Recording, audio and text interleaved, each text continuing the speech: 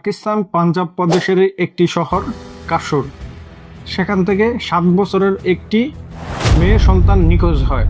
সেই কেসকে কেন্দ্র করে পাকিস্তানের পুরো সিস্টেম বদল করে দেয়।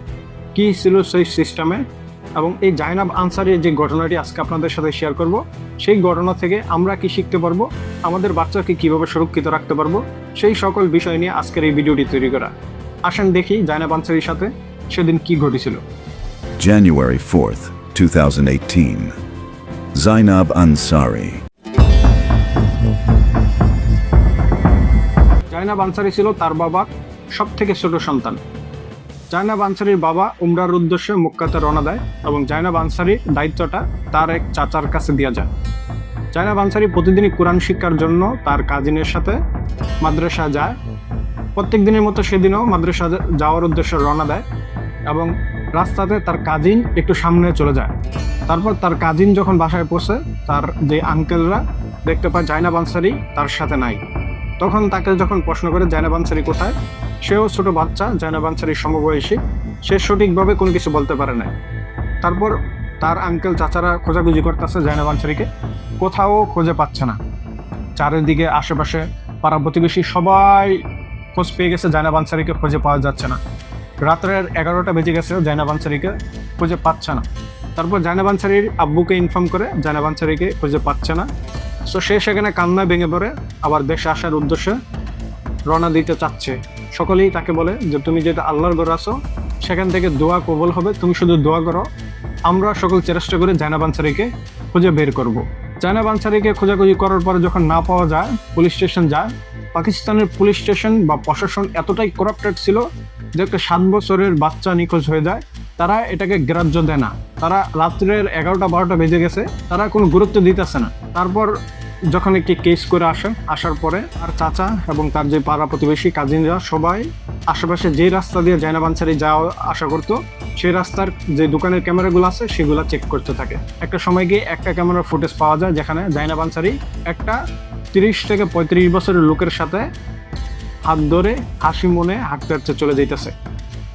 জাইনাব আনসারি কেন তার সাথে হাসতে হাসতে বা একটা অপরিচিত লোকের সাথে চলে যাইতেছে, যে অপরিচিত লোকটি সে এসে জাইনাব আনসারিকে বলছে, তোমার আব্বু আম্মু মক্কার থেকে আসছে, তোমার জন্য অনেক গিফট নিয়ে আসছে, আসো তুমি তাদেরকে দেখবা। এই কথা বলে জাইনাব আনসারি তো অনেক খুশি, তার আব্বু আম্মু অনেকদিন পরে মক্কা থেকে আসছে, যেহেতু 6 থেকে 7 বছরের একটি বাচ্চা, সে আর কি বোঝে, হাঁটতে হাঁটতে এই লোকের সাথে চলে যায়। সো এই ঘটনা কেন্দ্র করে সবাই খোঁজাখুঁজি করতেছে, পাওয়া তো যাচ্ছেই না। এই ফুটেজটা পুলিশ স্টেশন কাছে দিয়ে আসে এবং এই যে ফুটেজটা ছিল সিসি ক্যামেরা, সেটিও স্পষ্ট না যে আসামিকে ধরার মতো। আসামি কিন্তু সেই এলাকারই ছিল, কিন্তু খুঁজে বার করতে পারে না। পরবর্তীতে এই ফুটেজকে কেন্দ্র করে বা তার যেই চাচা একজন লোককে সন্দেহ করে, সেই লোককে পুলিশ স্টেশনের হাতে দিয়ে আসে যে তাকে ভালোভাবে ইনকোয়ারি করুন। কিন্তু পাকিস্তানের পুলিশ স্টেশন বা পুলিশরা এতটাই করাপ্টেড ছিল যে সেই লোককে ভালোভাবে ইনকোয়ারি না করেই তার অসুস্থতার বাহানা দিয়ে সে চলে আসছে। 9 জানুয়ারি 2018 সাল জাইনাব আনসারির মরদেহ একটি ডাস্টবিনের স্তূপ থেকে উদ্ধার করা হয়। ময়নাতদন্তের মাধ্যমে বের হয়ে আসে, তারপর করা হয়। এই ঘটনা যখন সকল সোশ্যাল মিডিয়াতে প্রচার করা হয়, সকল সেলিব্রিটিরা জাস্টিস ফর জাইনাব আনসারি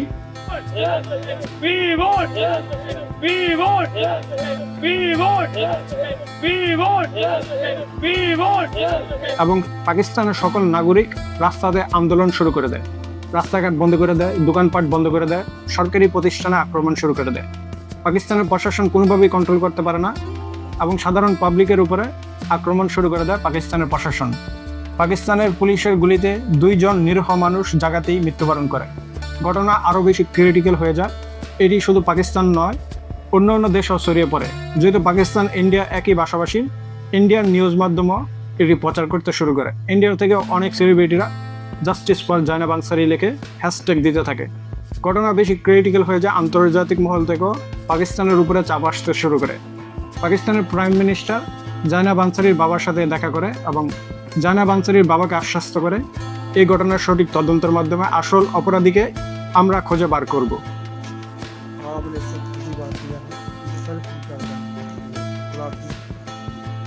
কিন্তু জাইনাব আনসারির বাবা পাকিস্তানের প্রাইম মিনিস্টারের উপরে আশ্বস্ত রাখেনি।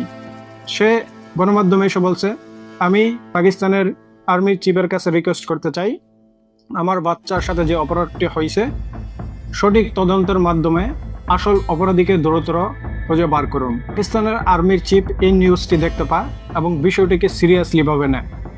পাকিস্তানের আর্মি চিফ একটি স্পেশাল টিম গঠন করে, যেই টিমের নাম দেওয়া হয় জেআইটি গোপনভাবে সিরিয়াসলিভাবে বিষয়টাকে নিয়ে ভালোভাবে তদন্ত শুরু করে দেয়। 200+ লোকের পরীক্ষা করছে, কারোর সাথে ডেনি টেস্ট মিলে নাই। এমনি অনেক দিন কেটে যাওয়ার পরে মানুষ একটু নিরাশ হয়ে গেছে। যখনই মানুষের ভিড় কমতে থাকে, কিন্তু যে স্পেশাল টিম গঠন করছিল তারা তাদের কার্যকর চালিয়ে যাচ্ছে।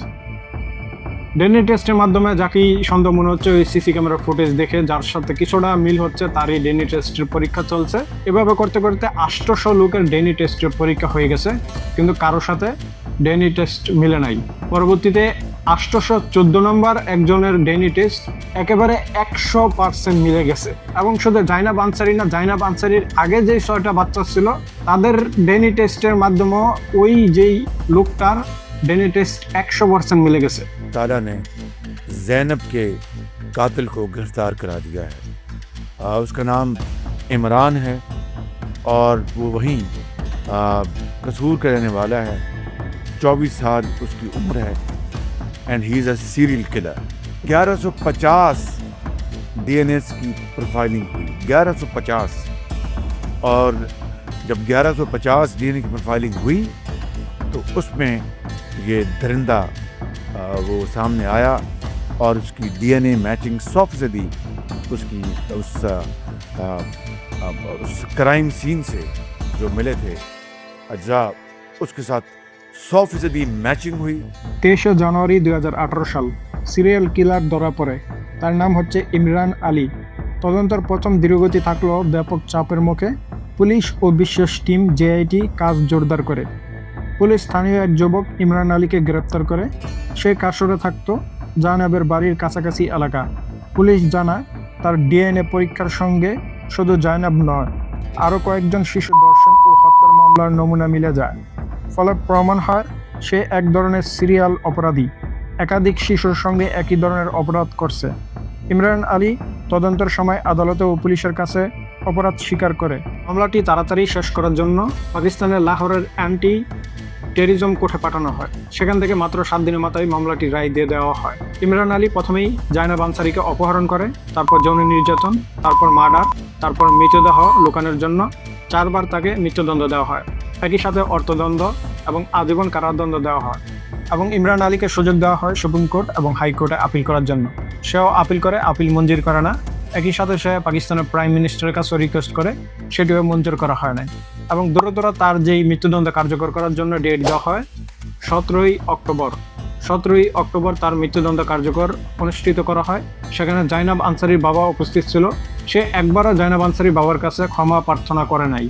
लाहौर की कोट लखपत जेल में मजिस्ट्रेट गुलाम सरवर की मौजूदगी में मुजरिम इमरान को तख्ता-ए-तार पर लटकाया गया। फांसी के वक्त जैनब के वालिद अमीन अंसारी भी जेल में मौजूद थे। जेल के बाहर मीडिया से गुफ्तगू करते हुए अमीन अंसारी ने कहा कि मैं तो बड़ा देख के मजीद परेशान हुआ कि इस तरह का ये दरिंदा था कि उसको अभी भी कि जब के पता चल रहा था कि मुझे फांसी दी जा रही है, उसके चेहरे पर बिल्कुल मामूली रत्ती भर भी खौफ नहीं था। এবং সে যে একটি অপরাধ করছে যাকে 100 বার মৃত্যুদণ্ড দিল তার সাজা কম হয়ে যাবে, সে এটি কোনোভাবেই বুঝতে পারতেছে না যে কতগুলা নিষ্পাপ বাচ্চার জীবন সে কেড়ে নিছে। এবং তাকে মৃত্যুদণ্ড কার্যকর করা হয়। বিচার এখানেই খালাস হয়ে যায়। माँ का दिल और दर्द लिए एक अजनबी खातून अपनी नन्ही कलियों के साथ जेल के बाहर अफसुर्दगी और गम में नढाल नजर आई। माँ को बच्चा नहीं मिल सकता, माँ तड़पती रहती है। इंसाफ, माँ को ये इंसाफ मिल गया है कि माँ इससे ही बहुत खुश है कि मेरी बेटी का कातिल जो है उसको भी सजा मिल चुकी है। मुकर्ररा वक्त पर फांसी और मेडिकल क्लियरेंस के बाद इमरान की लाश बुरासा के हवाले कर दी गई। এই ঘটনার পরে কিভাবে পাকিস্তানের সিস্টেম পরিবর্তন করলো। যখনই জাইনাব আনসারি নিখোঁজ হয়, আমরা কি দেখলাম? জাইনাব আনসারির চাচা পুলিশ স্টেশন যখন যায়, পুলিশ স্টেশন বিষয়টাকে গুরুত্ব দেয় না এবং তাদের ডিউটির অনেক গাফলতি রয়েছে। তারা নিজেরা সিসি ক্যামেরা ফুটেজ উদ্ধার করে নেয়। জাইনাব আনসারির চাচাই কিন্তু সিসি ক্যামেরা ফুটেজগুলো উদ্ধার করছে এবং সিসি ক্যামেরার ভিতরে স্পষ্টভাবে বোঝা যাচ্ছে যে জাইনাব আনসারি যার হাত ধরে গেছে তার মুখে দাঁড়িয়ে আছে। সো জাইনাব আনসারি নিখোঁজ হওয়ার পরে তার সিসি ক্যামেরার ফুটেজ উদ্ধার করার পরে ওই লোক যেই ইমরান আলী সে কিন্তু দাড়ি কেটে ফেলছিল। এই বিষয়টাকে লক্ষ্য করে জাইনাব আনসারীর চাচা তার উপরে সন্দেহ করছিল এবং পুলিশকে তার উপরে ভালোভাবে ইনকোয়ারি করার জন্য কিন্তু রিকোয়েস্ট করছিল, কিন্তু পুলিশ তাকে ভালোভাবে ইনকোয়ারি করে নাই। মুখে দাঁড়িয়ে আছে, ইসলামিক বা শারীরিক অসুস্থতার অজুহাত দেখিয়ে সে কিন্তু 2 বার চলে গেছে। তৃতীয়বার যখন যে আইটি স্পেশাল টিম তার ডিএনএ টেস্ট রাখার কথা বলছে তখনই কিন্তু সে আসল অপরাধী প্রমাণিত হয়েছে। পরবর্তীতে সাধারণ জনগণ আবারও আন্দোলন শুরু করে দিয়েছে যে এমন আইন পাশ করতে হবে, কোনো বাচ্চা যদি নিখোঁজ হয় পুলিশ স্টেশনে কমপ্লেন করার সাথে সাথে এটাকে ভালোভাবে গুরুত্ব দিতে হবে। সকল মিডিয়ার মাধ্যমে এই বাচ্চার ছবি দেখাইতে হবে এবং নিউজ করতে হবে যে এই বাচ্চাটি নিখোঁজ হয়েছে। সকল মিডিয়াতে একটা অন্তত পোস্ট করতে হবে গণমাধ্যম, যেগুলো লাইসেন্সপ্রাপ্ত গণমাধ্যম। এই আইনটা সবাই আন্দোলন করে মাধ্যমে সবাই যখন জাইনাব আনসারীর এই বিষয়টা শেষ হয় সবাই আবার আন্দোলন শুরু করে দিয়েছে। তারপর পাকিস্তান সংসদের ভিতরে এই আলোচনা শুরু হয়। পাকিস্তান পাঞ্জাব প্রদেশের এক এমপি এই বিষয়টাকে খুব সুন্দরভাবে উপস্থাপনা করে, এমন একটি আইন পাশ করার কথা বলে যে আইনে কোনো বাচ্চা যদি অপহরণ হয় সাথে সাথে অ্যালার্ম সিস্টেম জারি করা হবে। সকল গণমাধ্যম এটি প্রচার করতে বাধ্য, প্রশাসন দ্রুত অ্যাকশন নিতে বাধ্য। প্রশাসনের কোনো গাফিলতি থাকলে তাকে চাকরি থেকে বহিষ্কার এবং সাজা দিতে হবে। এছাড়াও সকলের কাছে মেসেজ চলে যাবে, অর্থাৎ যে কোনো অপরাধ হবে বাচ্চা কেন্দ্রিক সেটি দ্রুত প্রচার হয়ে যাবে। এখন গণমাধ্যমে যদি প্রচার না হয় এই জাইনাব আনসারীর ঘটনাটা আমরাও জানতে পারতাম না। আমাদের বাংলাদেশে এরকম শত শত শিশু এ ধরনের অপহরণ, শারীরিক নির্যাতনে ভুগতেছে যেগুলো গণমাধ্যমে না আসার কারণে আমরা জানি না। আমরা আসিয়ার ঘটনা জানি, আমরা রামিসার ঘটনা জানি, আরও কিছু শিশুর ঘটনা জানি যেগুলো গণমাধ্যমে প্রচার করার কারণে কিন্তু জানতে পারছি। কিন্তু এমনও অনেক ঘটনা রয়েছে যেগুলো গণমাধ্যম প্রচার করে নাই বা আমাদের কাছে আসে না। এই আইনটা পাশ হইলে গণমাধ্যম প্রচার করতে বাধ্য, করতে হবেই। যখন প্রশাসন থেকে মেসেজ দিবে যে বাচ্চাটা নিখোঁজ হয়েছে, প্রত্যেকে নিজ মতো সুন্দরভাবে নিউজে উপস্থাপনা করতে হবে বাচ্চাটার ছবি দিয়ে যে বাচ্চাটা খুঁজে পাওয়া যাচ্ছে না। তখনই কিন্তু আসামিকেও দ্রুত ধরা যাবে এবং আসামি যেই হয়ে থাকুক যখন সব বিষয়গুলা সরিয়ে যাবে প্রত্যেকের ন্যায্য বিচারটুকু কিন্তু পাবে।